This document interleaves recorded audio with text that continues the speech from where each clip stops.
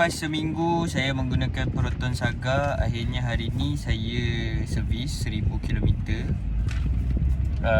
Servis dia, harga dia adalah, ni lain servis center lain tau. Sebab dekat Proton apps 100 lebih je. Tapi tadi saya tanya lah sales, bukan sales, service advisor tu. Saya tanya dia, kenapa dekat apps 100 lebih, sini 200? Okey, dia jawab sebab dekat apps dia guna semi synthetic. Kalau awak nak semi synthetic tu, awak pakailah semi synthetic. Saya okey je. Tapi saya recommendkan awak ambil fully synthetic sebab diorang pun ada commission tau.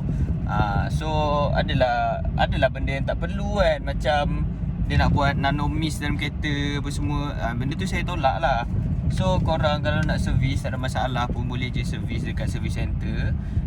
Korang boleh check Proton apps untuk quotation dia, ataupun lepas servis dia dah bagi dah quotation kat sini.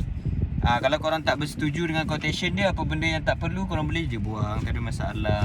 So lagi satu, saya dapat satu kertas lagi.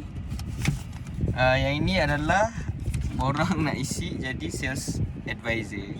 Tengah fikir nak jadi sales advisor balik ke tak. Salam.